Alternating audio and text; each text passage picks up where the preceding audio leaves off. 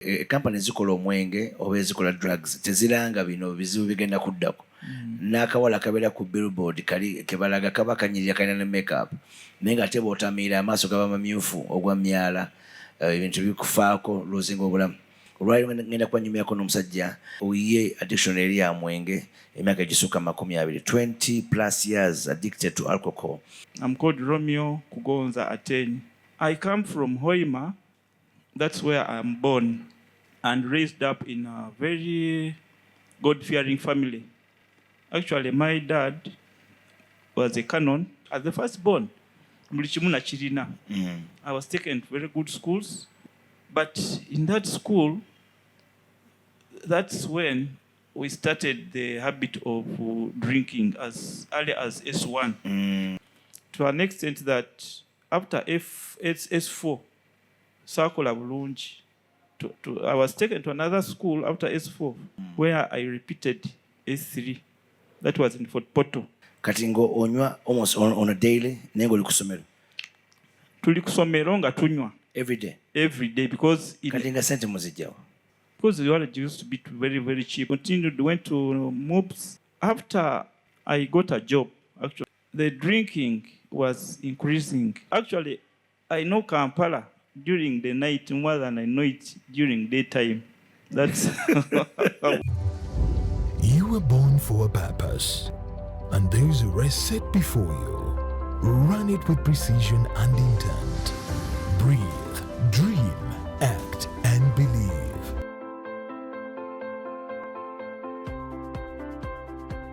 If not now, then when? And if it's not us, then who?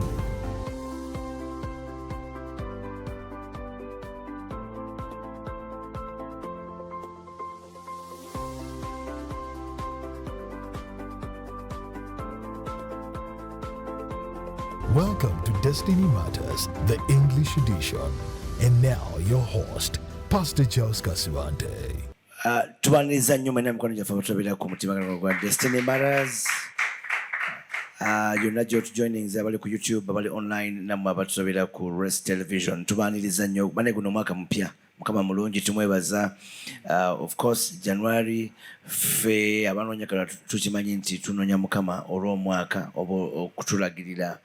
Ennaku ziri 36 mu 65 teziba nnyingi nnyo naye osobola okubaako kyeweegattako mu bulamu bwo oba okkiriza Katonda. I want to welcome those that are joining us from other parts of the world. You're welcome to Destiny Matters. Olwaliro ngenda kubanyumyako n'omusajja yatulabira wano ku Destiny Matters, by the way, nayagala otugabana naye obujulizi. Bwe twalina show ya Kyutikaye nga tugabana ku addiction ya drugs nabwe yasumululwa, omwami ono n'agamba nange nsaba bampeyo omukisa nga bane ku story yange. Ye addiction eri ya mwenge emyaka egisukka 20 plus years addicted to alcohol, and what it costed him, what he lost in the process, but also how he was able to recover, and above all things how he met the Lord Jesus Christ.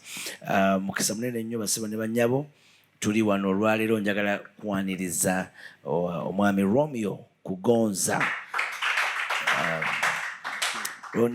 Atenyi yalinnye nno n'avugira ddala yavudde Hoima okujja wano ku studio za Destiny Matters ajja atunyumiza olugero luno. Tumwaniriza nnyo bannange one more time olw'okuwaayo akaddaako. He came in yesterday, spent the night so that he can be able to talk to us today. That means ensonga yonkulu. So gather people, share. If you know someone who's addicted to alcohol, you want them to be free, probably this is going to be a good testimony for them to hear or to listen to, if at all they're interested. Nayenga nawe Joli, nadabu buli otogera ku addictions, njaga nnyo abazadde mukonganya abaana bammwe abato bavubuka bawulire. Addictions zino zikostinga ki kubanga company zikola omwenge oba ezikola drugs teziranga bino bizibu bigenda kuddako. N'akawala kabeera ku billboard kali kebalaga kaba kanyirira kalina ne makeup naye ng'ate bw'otamiira amaaso gaba mamyufu ogwa myala, ebintu bikufaako loozinga obulamu. Kakati ebintu ebyo tebabinyumyako oli alaga eva cold ne bakayiwa mu giraasi n'ejjovu ne libimba, naye nga ekikulu ebintu bino bisinga birina side effects nene nnyo ku family, ku bulamu bwaffe. So don't touch the dial. Never went on omuvubuka wo teenager muforcing omugambe tulanso owulire. Mwami Romeo, we are very Yes. happy to see you. It's my pleasure. Thank you for making all that long journey to come here to Kampala so we can have this conversation. Yes, Pastor Charles. Yeah. Yeah, I'm very happy to be here this afternoon. Ate nga nianza mukama because Yeah. always God gives us the wisdom to see, to think, and also to kumanya ebintu bingi nnyo, more especially when it comes to okutegeera kiki ekitulina okumanya, because most times we are in this kind of current situation eya technology naye situmanya ogikozesa. Yeah. I come from Hoima. That's where I'm born. I'm called Romeo Atenyi. And I've stayed in Hoima. That's where I was born and raised up in a very God-fearing family. Actually, my dad was a canon in church. Hey. A lay canon, yes, in Anglican church. And also my grandfather was also a canon. So you're basically a clergy's child. Yes, actually. And we grew up in a very good atmosphere of church-going people. I think about barokole. Those the barokole about those first barokole abarokoka. Yes. Yes. So I'm very glad to be here once again. Wanga, when I got the link of this Destiny Matters, yeah, I had to make a call. When I called, I think you picked it. Then you gave me to Kaya to talk to arranging the meeting here. Yeah. One, I want to begin with how it started, the beginning, because as I've told you, I grew up and raised in Warokole. But I went to school like any other normal children, more family. Yeah. But I was the firstborn of the 6 in our family. My sister is one who follows me. She's only one. We are 5 boys, and I'm the firstborn. But as you know, we are always pampered. The firstborn. Firstborn, I know. Yes. I think nakulanga buli kimu wekiri waka. There was nothing like we could want or watch as the firstborn. I was taken to very good schools. My first school was St. Edward's, Bukumi. That time there used to be good schools, one of the best in Bunyoro. But in that school, that's when we started the habit of drinking as early as S1. But we used to drink mwenge used to be tonto. Yeah. And at school they would bring it as, ngawe musavinga chai, and popcorns, like breakfast over dinner. When you have like club parties. Okay. Club parties, then when the staff members have their meetings, they would serve bidomoro bya tonto. And my uncle used to have a farm. He would brew, and I would be the one to keep the store of tonto. So during that time, I got, I was faced with the beginning. But during that time, tonto was not like the one which could make people to that high level of intoxication. Ngateta but mujinywa, because it would be the higher, the more it would spend the water fermentation. Yes. But when it used to be like enaku ezisooka 1 or 2, aweringa ng'omubisi naye nga mulimu katonotono. But during the whole period of S1, S2, S3 up to S4, because I had now gotten used to it, it started affecting my performance to an extent that after S4, circle bulungi, that sitting exams. Yeah, USC. Yeah. Namaliza, but I did not get good results to go to a desirable HSC. There, I was made to repeat.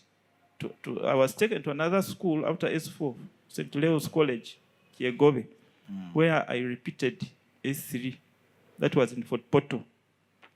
Then in St. Leo's, because I had now gotten used to drinking, so at that time ngonywa chikati yo chali kumenge bigere Mwenge Bigere was in the Bukumi. Now Fort Portal, we had started now Waraji, because Fort Portal, that's where there is a lot of Waraji. You know where Kasese is, it's near, so you have Waraji. chababa guita Kasese. Yeah, because that's the origin of.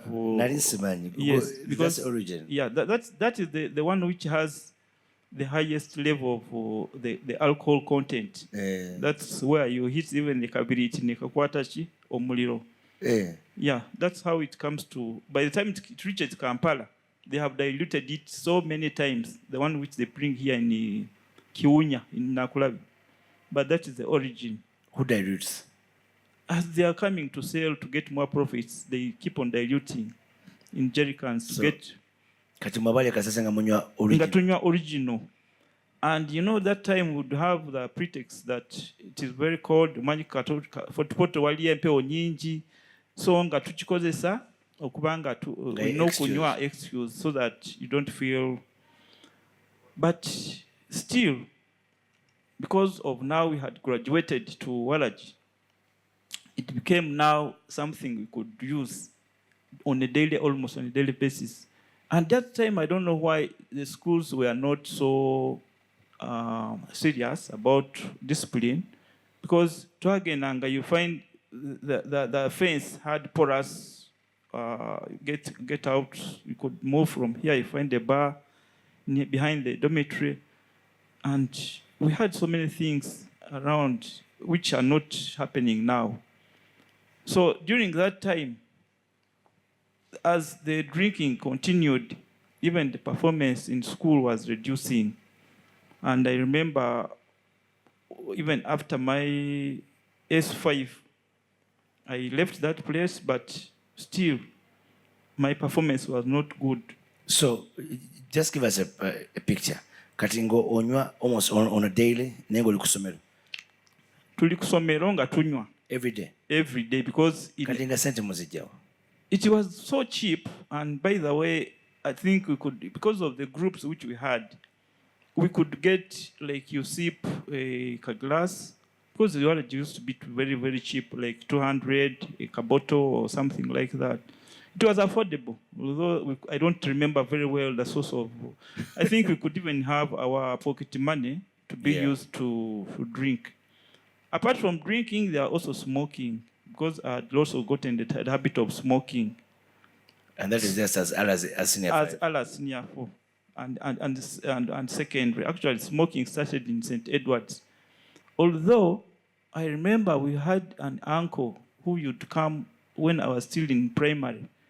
He would come at home, spend some time, because I remember he would smoke cigarettes. Rex, I remember very well. So I would pick like sticks when he's away, because I had started it before, but not seriously. But when it was in St. Edward, St. Leo's, then it became a serious habit.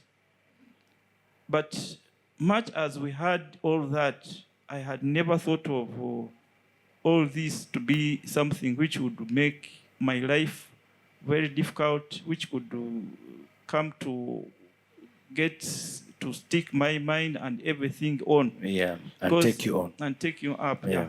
But I remember after all that, I left St. Leo's.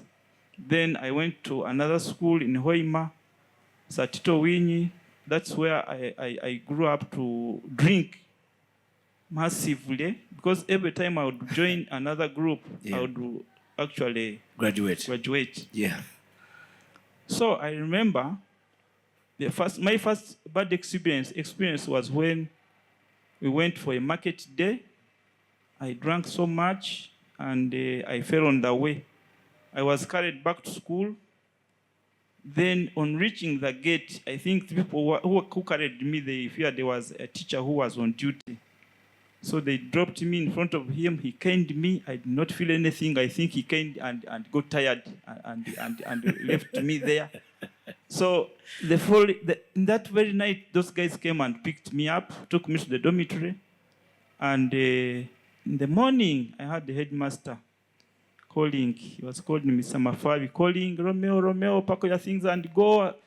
Because I could not imagine in the morning what had gone on night. me at night. Yeah. But I was feeling pain. I was like, what could have happened? So in the morning, he came on my bed. They had asked me to go and have a shower in the morning, but unfortunately, the canes didn't get me because I had gone out to have a shower. But when I came back, they asked me to go to the staff room.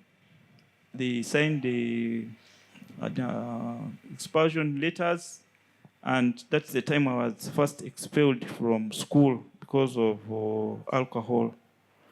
Now the problem was how to go back home, because my mom was operating a shop in Hoima town.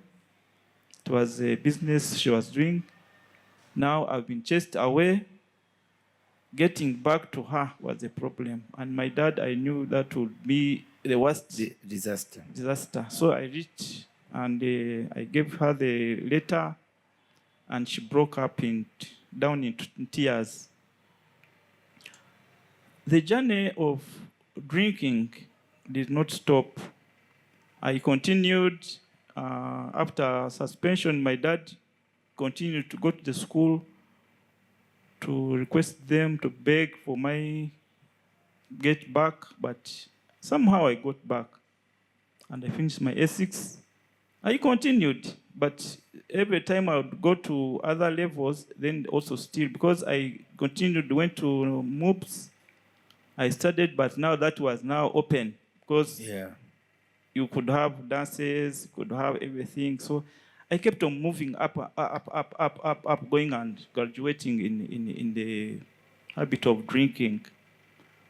But after MOOPs, I got a job. Actually, I started working in Monitor Publications. I was offered a job. And right now, I'm a graphic artist. I'm a graphic designer. I do graphics and computer works. Okay. But I worked very well in Monitor, although because now we had got money, I would drink beers, but we would work late in the night. Mostly, Batuchimanga, after work, they would drop us home. Then maybe they would pick you, because working in the newspapers, it was a bit hectic, because we would be present at every time. Like when there is a bomb blast, when there's a breaking story, then they would call you to come back and do the cover page stories and design the pictures which are there. So that's when I got engaged to a lady who became my wife later. We wedded in church, and during that time, I had a house, I had rented the house, and as a family member, and my family were very proud of me. But the drinking was increasing day by day, as we were also producing had 2 children, but we ended up getting problems. I would mix work because of the time we are spending without being at home with the drinking, because I'd now started getting other groups which were not very serious, involving there. Others had no families, but you find you getting friendships, friends who are having no families, and you wonder how they're going to advise you. So, in short, I lost the marriage. My wife went away with the children, and I remember I was with a friend when we were drinking somewhere along Sapolo Kagwa Road. Then they called me, telling me that the wife is packing things at home. She had brought some vehicle, and because I think we were drunk, I just said, let her go. But reaching home, that's when I felt that I was now missing. I was alone. Everyone had gone. Even the children. The children had gone. Now life started becoming so difficult because no one could now cook for you. And even the work, I had started now missing work. It was not now the commitment I had before. That's what alcohol brings. We had less time now for commitment. So when I found no one at home, then the only way I had to do now is to get back into serious engagement. They are kind of now comforting me with overstay in bars, and it became so serious. I lost the job in Monitor, and I started now doing my own things as a freelance. But during that time, you know, when you have lost the family, even family members, they turn against you. They all were blaming me. So that is the time when you start getting fixed now into the addiction of something which you thought you had started without it getting an impact. But now when you feel like it has started now breaking you, Away from everybody. out from everybody. Yes. Then you get in your own space, like you are put in a box. That is when you start feeling stressed, and the depression, which is very, very, very painful. And it is something which I could not now get rid of, because it had become the day, the order of the day. Nga bobanga tonywedde nga togenda kwebaka, and you could drink knowing that at least I can get some sleep, because even without it you cannot sleep. And mostly when you are in that state, you feel, one, there is no way you can get advice, because everyone who keeps around trying to advise you, you feel they are enemies. You think they are enemies. And I think some of the strong people who believe in Christianity, people who are religious, there is some demonic element in all these addictions we are talking about, because there's nothing you can think of having to say that I drink, I smoke, because there are so many addictions. So many people are addicted in so many things.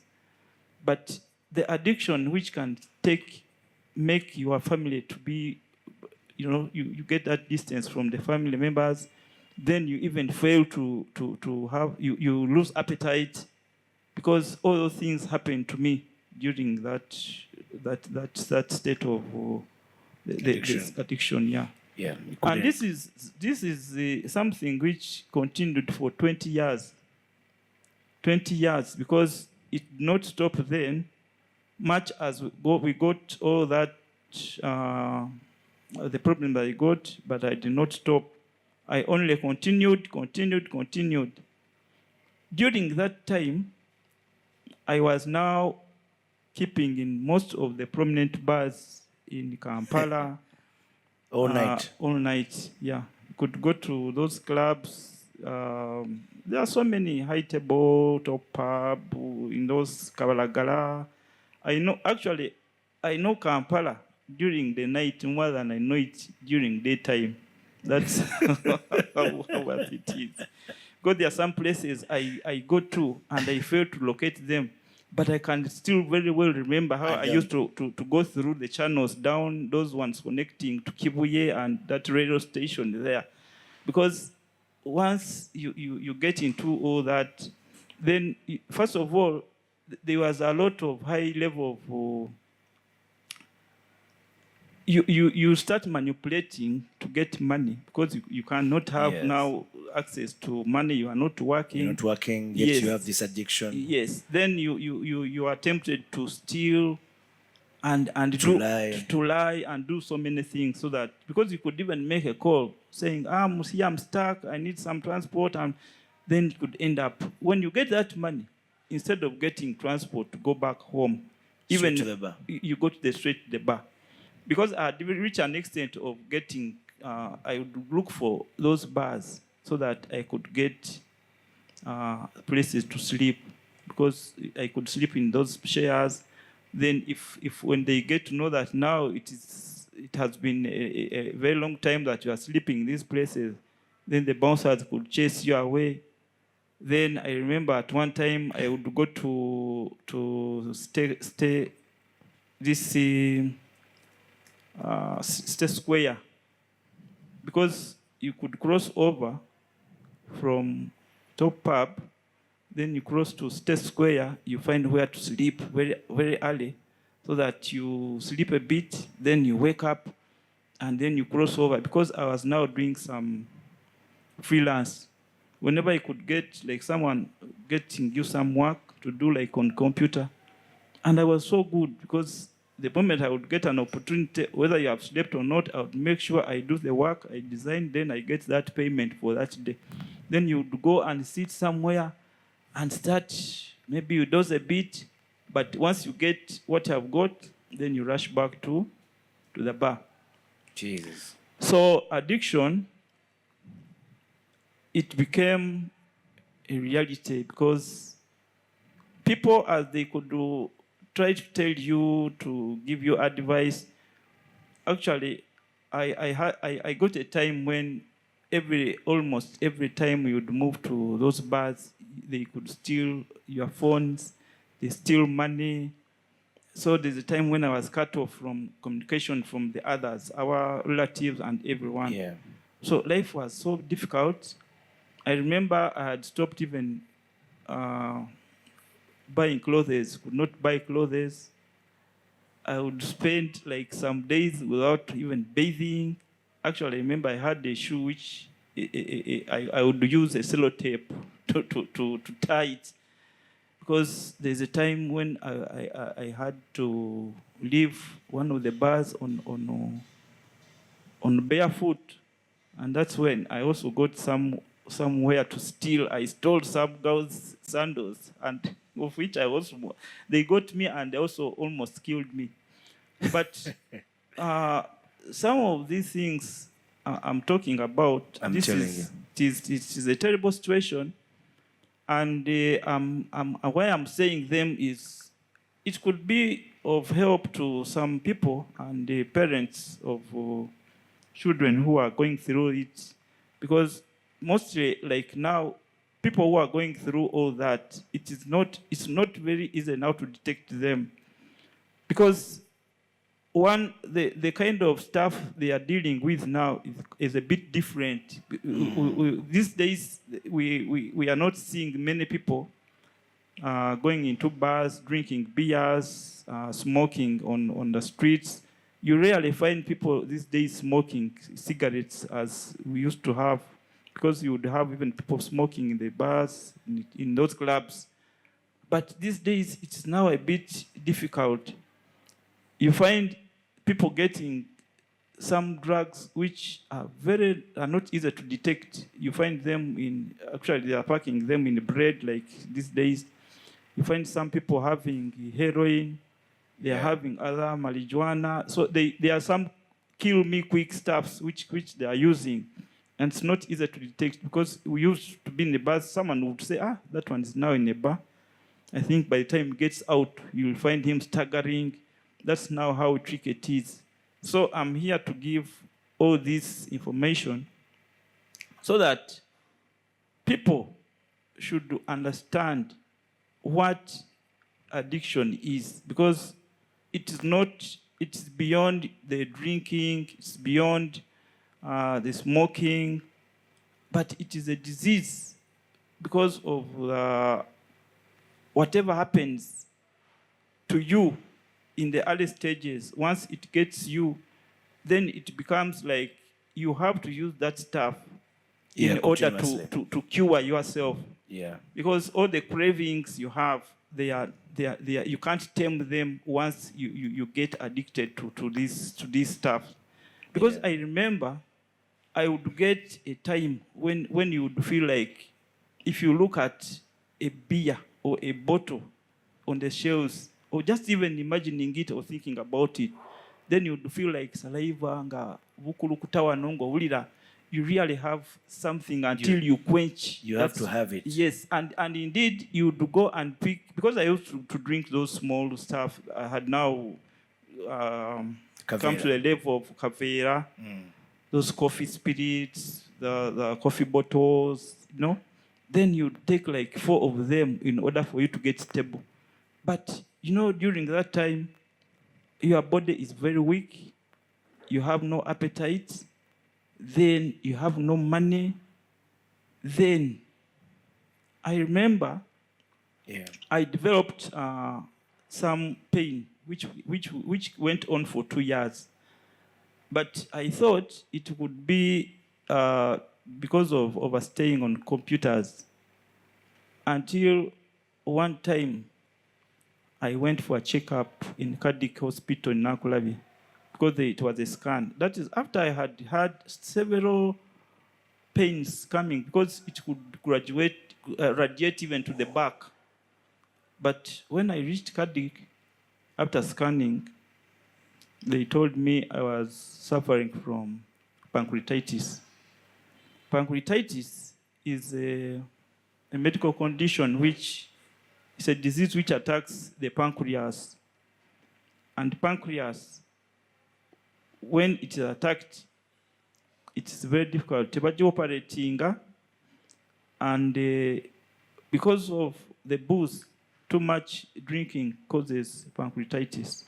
Naye pain yabeeranga nyingi nnyo. Kakati nze nga sobola bitegeera nti it is pancreatitis, because always you could defend. Nogamba, I think it is another pain, because you could not really accept nti bulwadde bwa mwenge.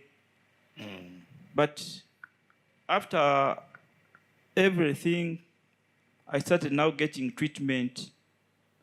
But that treatment, after some time, they realized that I needed an operation, because there was, in the pancreas, there was it's called a cyst.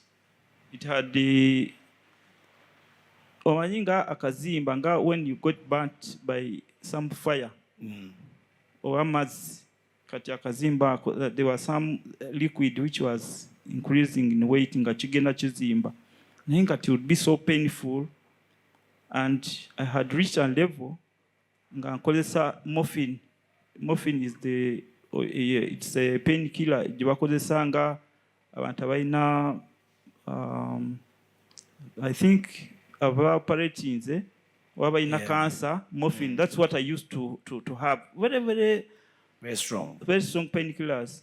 And of which that one, they would just get it under doctor's prescription. Kubanga nayo ebeera addictive, bakugamba you cannot get it from anywhere. People get addicted to some of those drugs also. Kati until when natuuka nga my eyes had turned yellow, the body, I would scratch it, then they would be like, you know, ebintu nga bivaako nga bigwa. Then I had lost appetite completely. The urine was red. So immediately my family organized for an operation. That operation was in Kampala here. But it took 3 hours for that operation. And it was successful. Successfully, I was operated. And everything went on well. Actually, I remember the doctor telling me that Katonda akwagala, because that doctor had made a resolution to operate me after other doctors had feared, like in Zambia, because it was a very serious case. So when the operation ended very successfully, I did not stop, because I just had some few months. Then the cravings came back. I started from where I had stopped. Repeated. Yes. We are enjoying a very powerful story, and I let the man of God speak. Romeo ono alina story ey'amaanyi nnyo abantu bonna bawuliriza mannyagala abanyumize wa gye yatuuka. How far can a simple thing you begin slowly, how far it can take you. It took away everything and even took him to hospital for that operation. Enjoy Destiny Matters English edition every Thursday at 10 a.m. Net Destiny Matters Yoruganda kusawa satwezechiro, and a repeat on Tuesday 2 p.m. here on Rest TV. Catch us also on our YouTube handle Destiny Matters and on our other social media platforms.